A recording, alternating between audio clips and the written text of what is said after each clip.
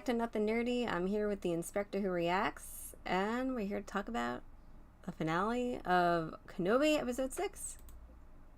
Yay! It's already done. We're waiting for so long, and it's already over.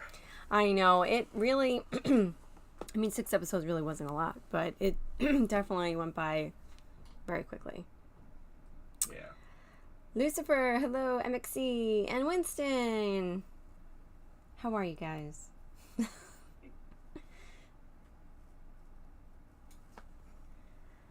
Yeah, it went by very quick. So, overall, what did you think of the show? So good. I mean, it's the kind of show I would rewatch again. And that for me, like, is what says it. Like, most shows in general, unless it's Star Wars related, obviously, I don't rewatch it, but, yeah, this is the kind of show I would rewatch. I gotta be in, like, a sappy mood, I think, ready to get it in the feels, but, yeah, I give the series as a whole, 10 out of 10, for me. I thought it was perfect. I know a lot of people some people have taken issue with it, of course, but, Yeah. How about you? I liked it. It was not the story I was hoping to be told with Kenobi. It was a very different kind of story that had a lot of other characters involved. And I think it's one of those things where it's like, this I think should have been a movie rather than a show, because there's like a lot of extra stuff that I don't think was necessary or whatnot. I feel like it was a movie, at least like a 3-hour movie. It could have like condensed a lot of focus onto things. Other than that, though, it had a lot of great moments, although it does bring up a lot of questions, I will say, in the continuity of canon and everything related to what the future brings for these characters or such. And how does this equal that, sort of? Right. That's my overall feelings about it. Like, I enjoyed a lot of great moments. It definitely was cool to see Ewan and Hayden and everybody. Leia was great, and Reva was a very interesting villain for the show. I was just gonna go straight into this episode, though. Owen and Aunt Beru, I really liked them. Like, they just grew. Like, this episode just made me go, wow, I actually love these two. I'm kind of very sad to see what happens to them. I know. They, But maybe now they took a few stormtroopers with them when they were taken. It goes to show you that they fought to the bitter end in this episode, and it kind of gives you insight of what may have happened in A New Hope. That they were fighters. They didn't just put their hands up and not try. They fought to save Luke, and they fought to save their home. And that's exactly what they did in A New Hope, I'm sure. Even though we didn't get to see what happened, I feel like this kind of gave us a glimpse. That was my moment where Brew just like pulls out a shotgun and just like, let's go. Just like, let's go. I'm all about the female empowerment that I love that they're doing more of. I mean, they always have, but like even more. Go ahead and read the comments. I've got something real quick to mess with. Oh, okay. Let's see. Frank, can we watch Kenobi? Anything to see Kenobi again.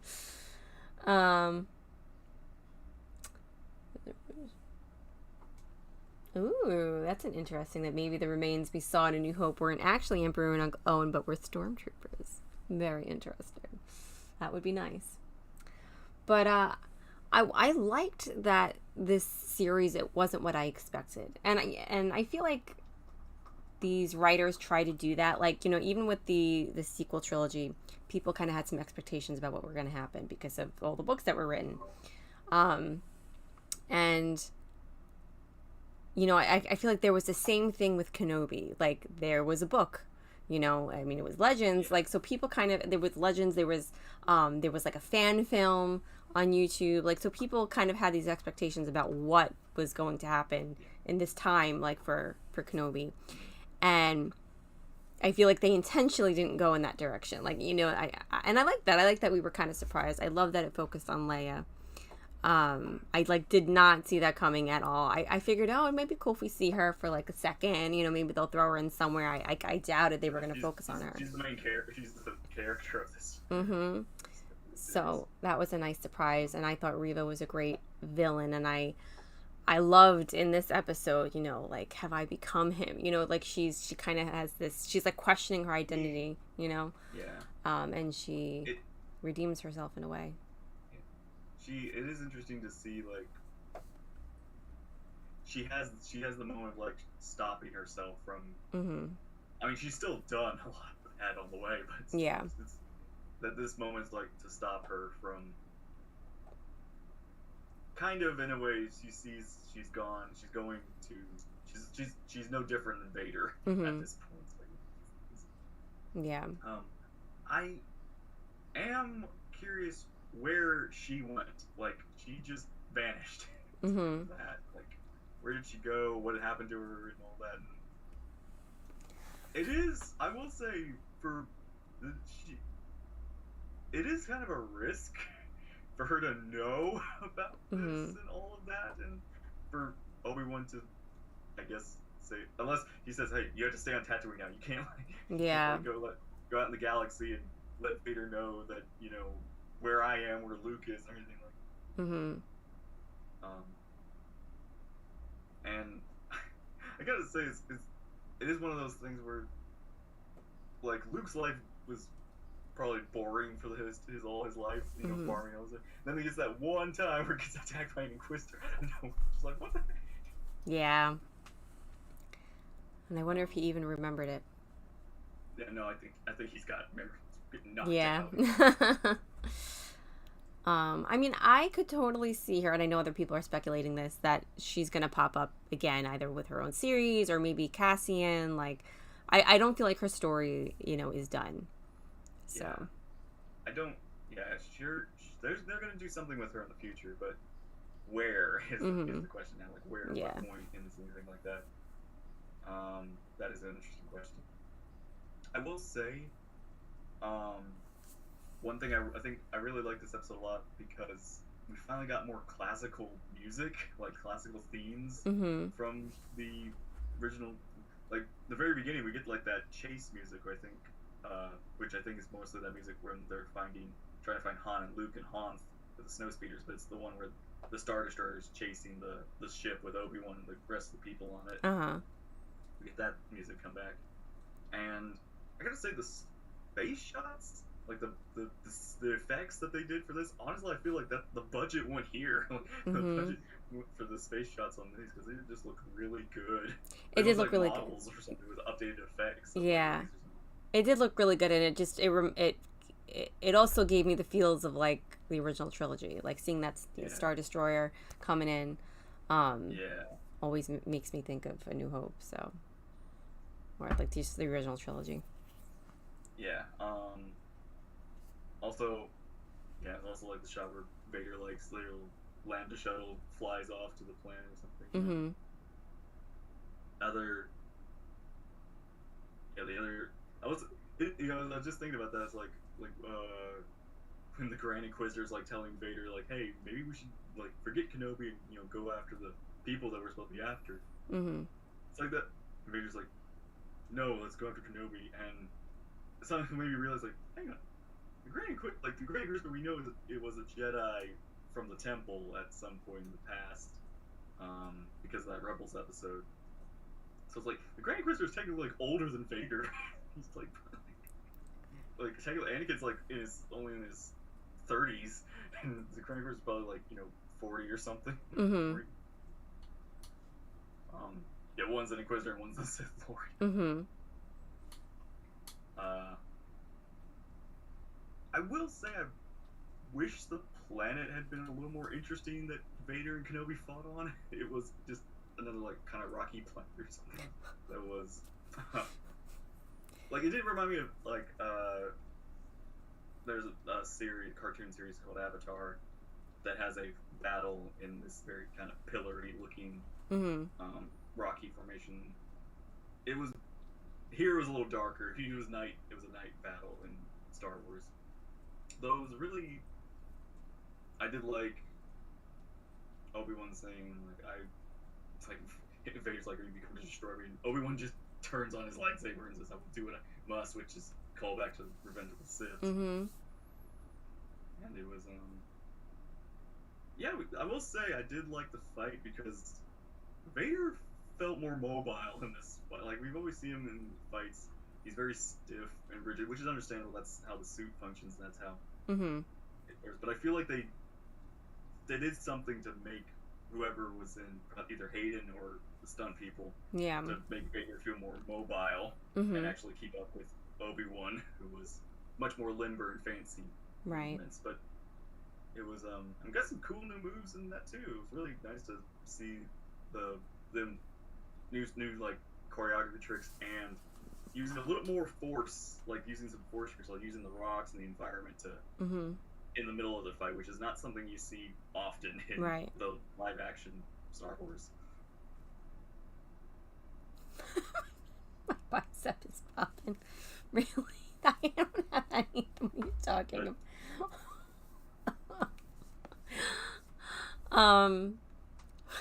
Totally lost my train of thought. I love the effects in that scene. Like, I know, like, you know, some of the newer effects in general with Star Wars is like seeing the reflection of the lightsabers, like we saw that with the Force Awakens, and the lightsabers actually glow and reflect on the actors. Yeah, seeing that with them, I don't know, I thought that was so cool. Like the red and the blue, and you know, as they're like having that gut-wrenching conversation. Yeah. YouTube is watching. I couldn't be any more covered up right now. Wait till winter comes back, then we'll get full sweater nerdy. Yeah. Let me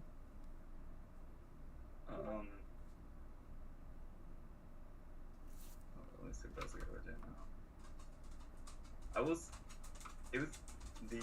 I did like that, that goodbye Obi-Wan has to Leia at the beginning, where like she just like she doesn't want to like she says like, hey, you promised me to take me to my father, like yeah, like, I have to do this. Like very sad. I thought that was the last time her and Vader were gonna see each other, like her and Obi-Wan. Oh yeah, until like, the Death Star. I had wondered that too, and I'm glad it didn't end that way. Which I will say is, it does, I will say that is an interesting context addition to New Hope, is when Obi-Wan actually dies, he does see, like, Luke and Leia together, and they finally got the twins back together. Yeah. But it's also like, you know, now Leia knows who that is. Mm-hmm. You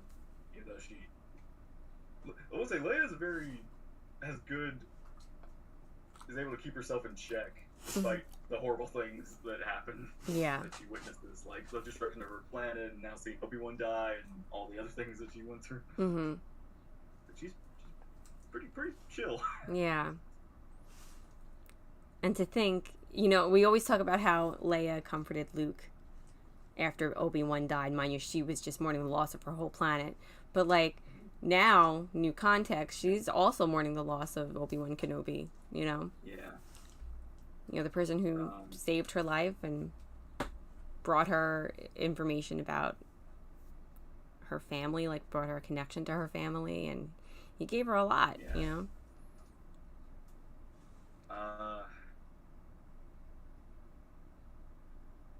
Let's see what else.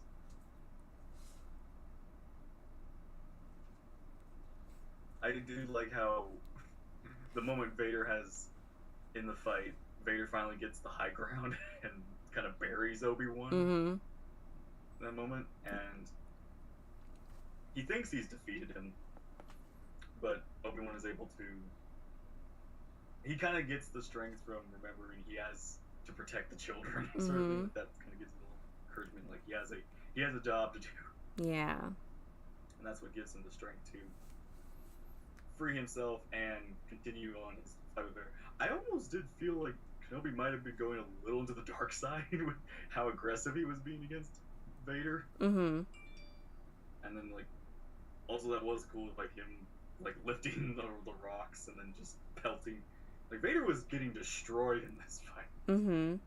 He was not like he was Vader.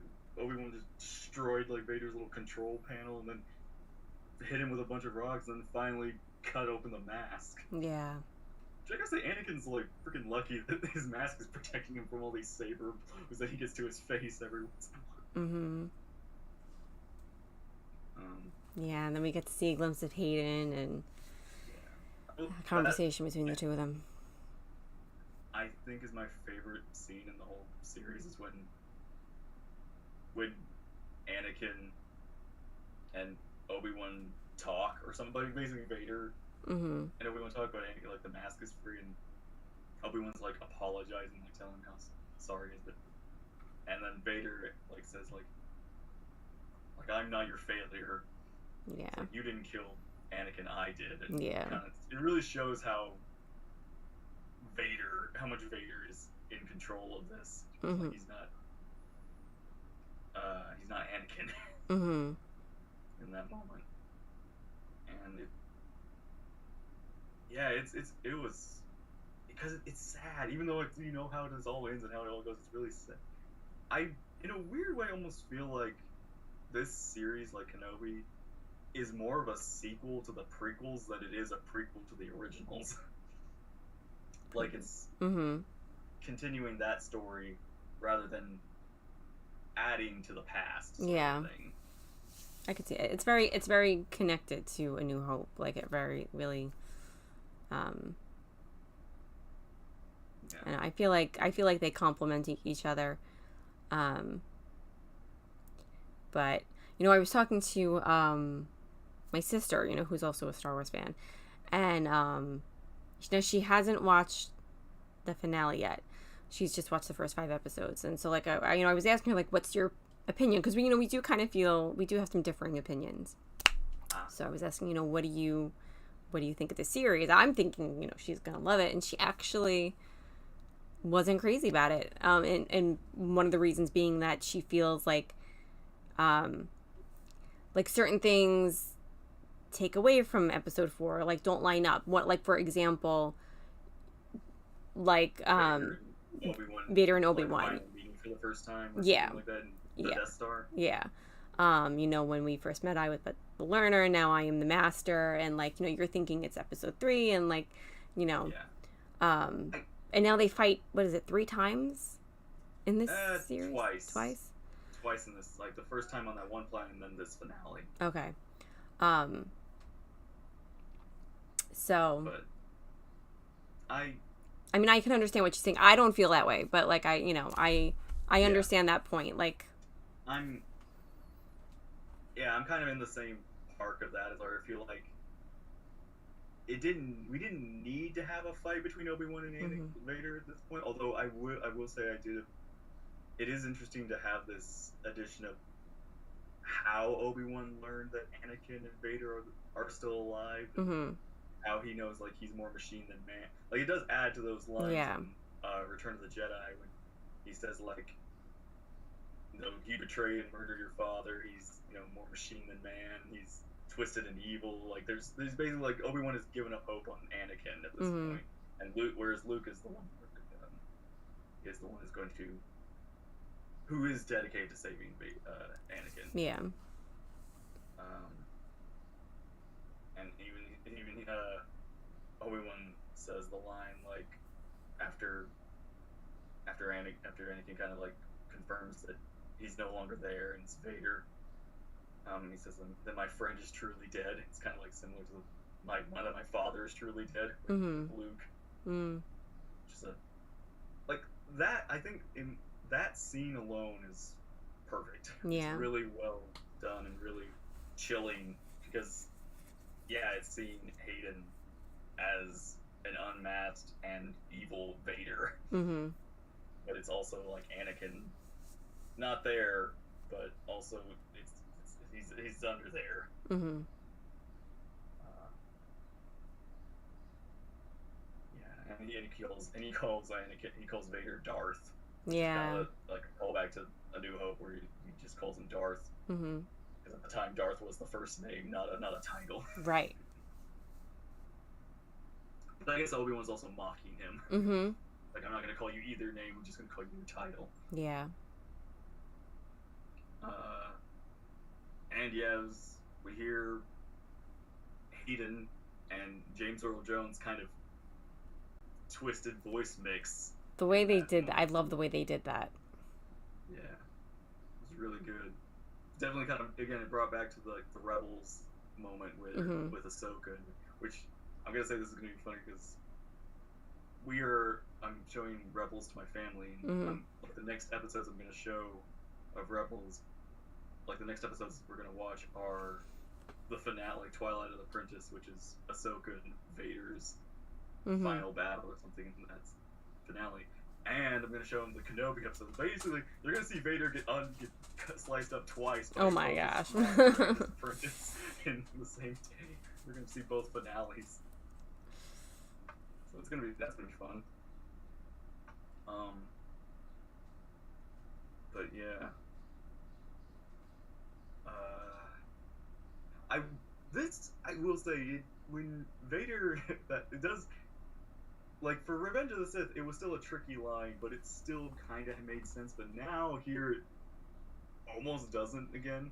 Where when Vader says, "When I left you, I was but the learner. Now I'm the master." Here, Obi-Wan leaves Vader again. He doesn't finish him, which I will say is also an odd choice for Obi-Wan to do this. Whereas before, he thought Anakin was gonna die. He didn't think Anakin was gonna survive being burned alive or anything like that. Here, Vader's on the ropes. He's almost at his mercy. He could finish him, and in a way, it would almost be like, just saving his friend by putting him out of his misery or something at this point. Yeah. But he decides to let Vader live, and I'm kind of curious about that choice and all that. I mean, it may have simply had to happen because of it happened. You know what I mean? Like, but they can't. Nobody can die in the show, so it's right.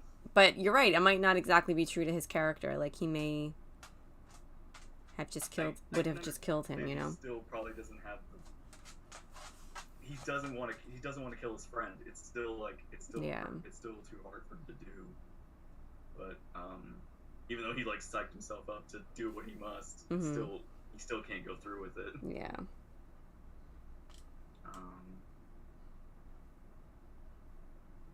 Yeah.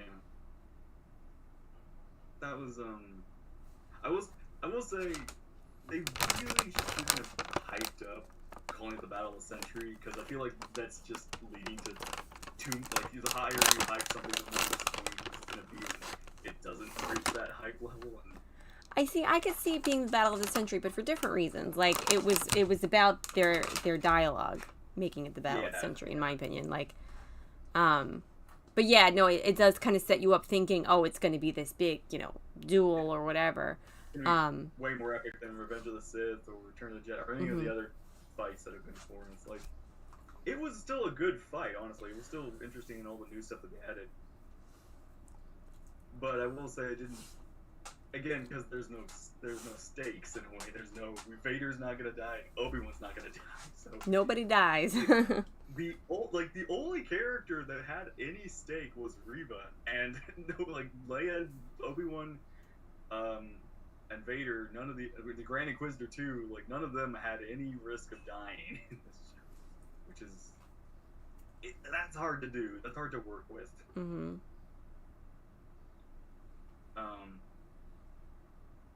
Yeah.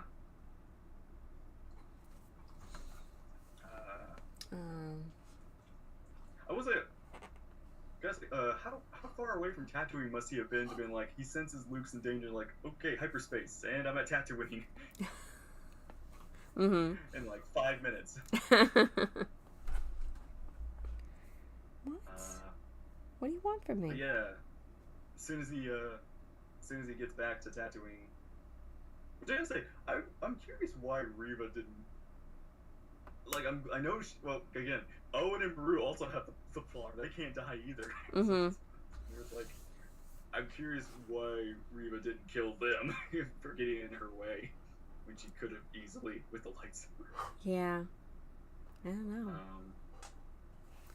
What is with this sass? You had enough treats, my girl. My goodness. She wants more treats. She wants more. Sweets. Don't be sweets. Gladigan says hi. I know she sleeps. She's been sleeping through all my streams for months. Now she wakes up and she wants to make up for the last few months.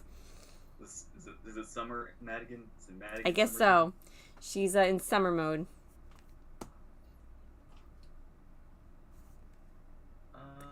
She's looking at me. So he gets to Tatooine, and who does he see? Sorry, Qui-Gon. Reva's brings back Luke. Oh, we're back there. I jumped to the end. Oh, yeah. Sorry. No, wait. Not you mentioned Tatooine, and I was like, and who shows up? Yeah, obviously we know she doesn't kill Luke, but you could see there was that moment of uncertainty with Beru, Uncle Owen, and Obi-Wan. Like, is he dead? Is he alive? Like, yeah.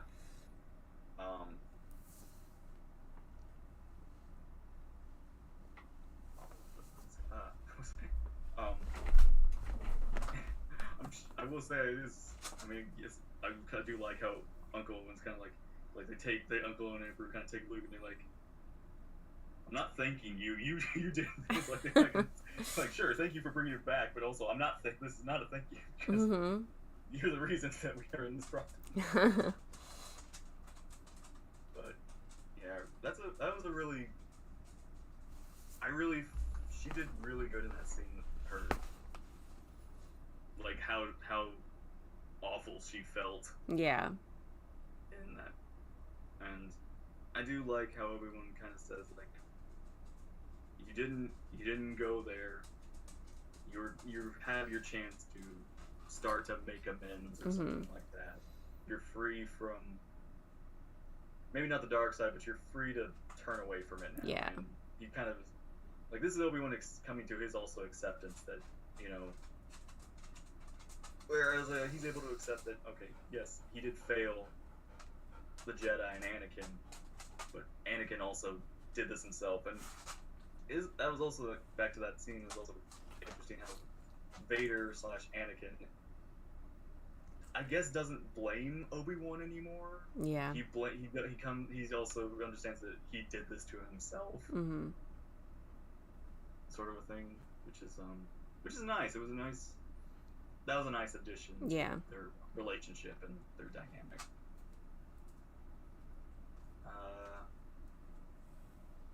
But yeah, now Obi-Wan has become it's Return of the Jedi. Obi-Wan is a Jedi officially again, so he's wearing the Jedi robes and he's got all his gear and everything. I will say I'm very curious about the decision for Obi-Wan to go to Alderaan. That was just like, really? I thought the whole point of this was to not make any connections between Bail and you and all that stuff. And now here you are, like, did Bail like black out the whole Alderaan plan? Like, no communications, no nothing. Nobody knows what happened. So it was risky. That's true. But I imagine they took all the necessary precautions, and I don't know how, but we need a novelization of this book for the backstories on certain things. Yeah. Yeah. So I will say, this is kind of a weird first for me, but it's like one of those. This episode, I think, had a lot of great moments. That it's one of the few times I don't care about the continuity. Like, because I did love obviously I still care about the continuity, but it's one of those. These moments were really good, like, especially when Obi-Wan says goodbye to Leia again. Like, tells her about her mother and her father and what she is gained. How from she's them. like them, yeah. And Oh, and we get that little callback to Anakin saying goodbye to his mother. Mm-hmm. With Leia Will I saying ever goodbye see you to- again? And Luke and Ahsoka. They like to It's like, throw yeah. that in there. I was like, that's such a that was a nice, sweet, sad callback. Mm-hmm. And yeah, and Obi-Wan returns to Tatooine and says, like, kind of says he's kind of done with the cave. He's gonna go buy himself a little house now Mm-hmm. to go live in. He's tired of cave life. Brings the goes to Owen and says, like you and Beru, you're good. You can protect Luke. You don't need to. I mean, I'll still be here, but you and Beru are all with me. He can let the kids just grow up to be themselves. They don't. Like, the Force will decide what happens with them, and it does. Yeah. Then Owen's kind of like, all right, you can meet the boy. And we get, hello there. Hello there. And that was so cheesy, but it was so good. So good, yep. It was literally like wink at the camera, kind of like we finally got Mm-hmm. it. Yep. And again, Ewan's doing a good job trying to sound like more like Alec Guinness. Mm-hmm. He's kind of got that little bit of age and inflection to him. Yeah. And then we get kind of a last-minute surprise that we were all kind of worried wasn't going to happen. Mm-hmm. But I will say, I was shocked that he's a Force ghost now. Like the whole time we thought Qui-Gon hadn't learned that ability, but I guess, which I'm willing to accept, he finally has become a Force ghost. He's finally learned to ghost himself. It's like, I died, but I can continue to train myself, so I will eventually learn how to become manifest. Oh, I know. Now that you're saying that, I remember a long time ago hearing discussion about that. I guess I just assumed that he learned. Yeah. Because I remember in the Clone Wars, he said he couldn't manifest himself, but he could talk. He could speak. So I guess in the 10 years since then, he's learned how to manifest himself. Or I also feel like maybe Force Ghosts only appear to those they are closest with. They don't like appear anywhere to anybody. Yeah. It's like Luke, when he sees like a Yoda, Obi-Wan, and Anakin Force Ghost, he doesn't see Qui-Gon because he doesn't have a connection to Qui-Gon. Mm-hmm. Yeah. But he does have a connection to those three. So, yeah. And yeah, it was so cool to see Liam Neeson as reprise his role. Yep. It has been 23 years. So long. So, I actually mention it's like since it was actually been 23 years since Phantom Menace to the Kenobi show, and it's been 20, like, both in the movie and in the story. Like, oh, that's crazy. Like, Qui-Gon died like 23 years ago. Wow, that's crazy.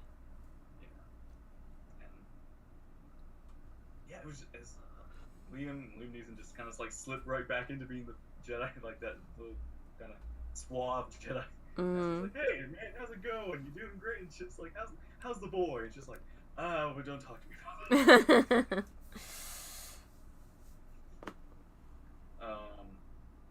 But yeah, also Lola. What happened? Where was Lola on Alderaan? Because where's Leia's little toy droid after this? That's a good question. I mean, did they just like they took Lola went up to the space farm and they gave her R2? It's like this droid is done. Let's give you a new droid. I don't know. I mean, you know what? There's lots they could do with that. You know, Lola could show up somewhere else. You said that like there's a Leia book about like her and she's a teenager in that, so she's older than she was here. Yeah, and there was no Lola, so yeah, which I didn't think about. Was there R2 or 3PO? No. Huh. I don't believe so. Trying to think about the timeline. You know what? Maybe, but I don't remember. I don't believe so, but I could be misremembering. Lola is a hero and betrayer. She is complex. She is part of the committee. I will say it's one of those little funny things where it's like when Leia says Alderaan's peaceful, we have no weapons and all that sort of stuff, and here's little Leia strapping a blaster. It's like, all right, time for war. Oh yeah, I love that he gave that to her. Yeah, I wonder if she still had that does Leia still wear that blaster or have that holster or something? I guess we're gonna have to go back and watch. We're gonna have to watch the original trilogy and the sequel trilogy and see if it's the same one. Yeah, see if they they repurpose here's that blaster also. See if we can remake it and give it to Tala, and then of course it goes to Leia. Which I will say, it is a bit odd that Tala being point blank to the explosion, her holster survives. Yeah. Google time, go ahead.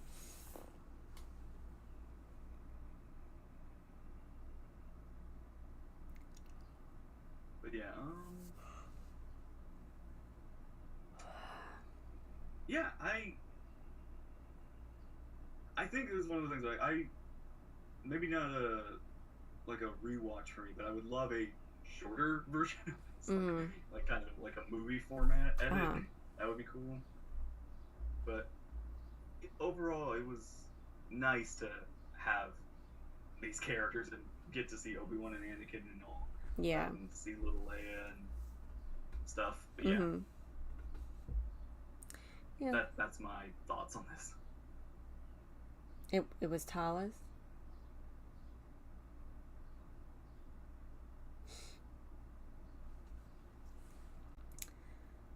Now it's over. And I didn't hear anything about a season 2 yet. I know there were rumors, but I thought, okay, if the rumors are true, then maybe they'll announce it right after the finale. And there's been no announcement about season 2. Yeah. Season 2 on the way or something. But the way I was up until the first 5 episodes, I felt like, oh yeah, a season 2 would be great. But then after the finale, I feel like no, I'm good with it the way it is. I feel like they kind of tied everything up perfectly. I don't need a season 2. I would actually like a season 2 because I would like to see what. Because before I feel like this is Obi-Wan getting back and becoming a Jedi. This season I think would be Jedi Obi-Wan dealing with Tatooine. Mm-hmm. Maybe I would love to actually see the story of him something on Tatooine he has to deal with, and he has to, of course, keep his Jedi identity a secret and all that sort of stuff. But maybe he has to help some farmers being attacked by Tusken Raiders, or has to free some slaves or something. I would like to see Obi-Wan deal with Tatooine troubles. Mm-hmm. I feel like, in a weird way, Obi-Wan should have gotten Boba Fett's story, and Book of Boba Fett should have been Obi-Wan's story. It's interesting. Maybe Boba. That would. I was thinking that. What if Boba Fett was the one that was sent to rescue Leia, and then 20 years later, here's Boba Fett capturing Leia's boyfriend. Mm-hmm. It's just I helped you, kid. Now you're dating a smuggler. What's wrong with you? You're helping me by saying never. I would also, if there is a season 2, maybe we get more Clone Wars flashbacks, live action Anakin and Ahsoka. Live action Hayden and Ewan again. Mm-hmm. Their episode 3 designs. Yeah, that would be really nice.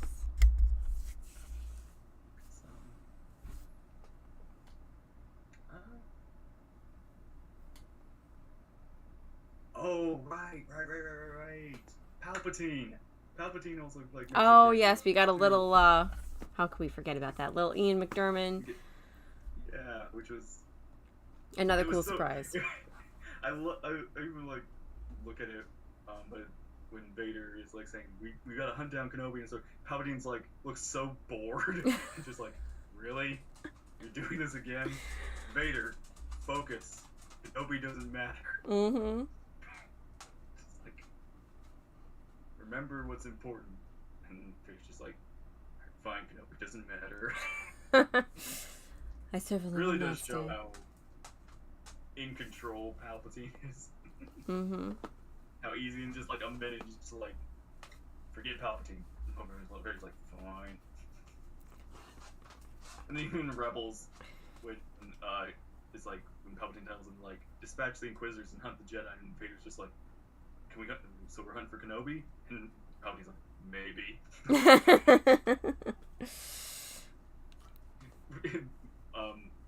Yeah, Palpatine's just like so done with Vader's just like, I can't believe it. Mm-hmm. Like I need to find a new apprentice soon. Where's that boy? He has only one focus. Also, Ian McDiarmid is now technically the same age that Palpatine is at this point in time. Oh, that's crazy. I feel like they didn't have to do that much makeup for him. Like, I would have maybe left a little more dark around his eyes or something, but yeah, he did.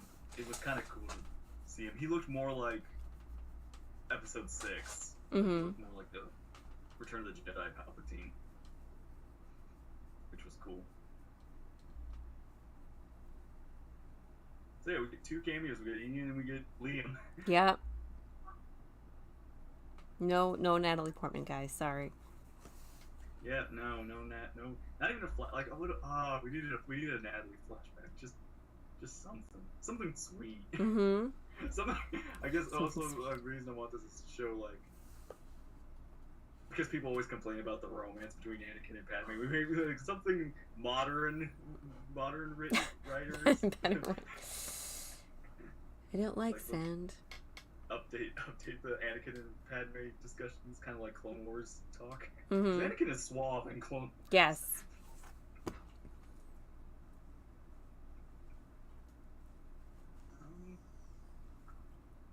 Just a moment. Yeah, I'm just hoping for season 2 because I would like more of Jedi Obi-Wan on Tatooine and the stories that they could tell with him on that.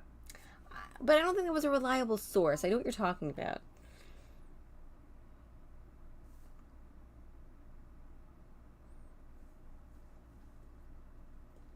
Chinos says Padme. Keep dreaming. Keep dreaming.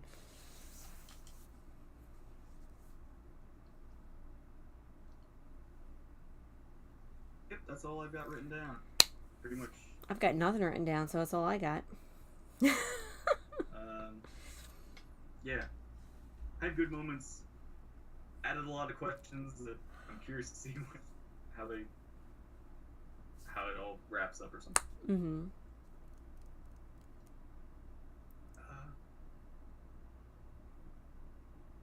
Appreciation on to Andor. And Bad Batch. Andor and Bad Batch around same time-ish. August, fall. yeah.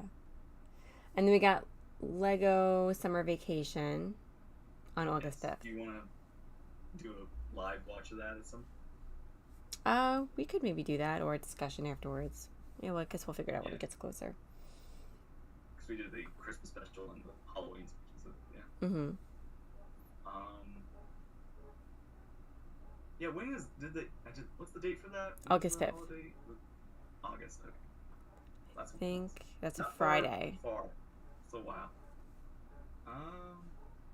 You're a dog. Do you hear the puppy?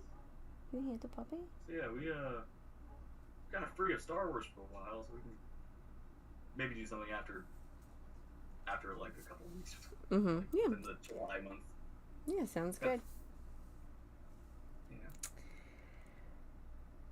All right, guys. Well, it's been a journey. Yeah. Thank you all. Journey from the announcement to finally it's here. Mm-hmm. And y'all thought it wasn't gonna happen. All right, guys. Yeah. I believe before it was even announced. Mm-hmm. It's been a dream. You feel exhausted. It's been a 6-week commitment. But we thank you all so much for watching and for chatting and for hanging out. We appreciate it.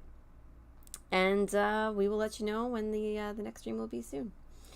All right. So everybody have a wonderful rest of the evening, and we'll see you all soon. Bye. Bye.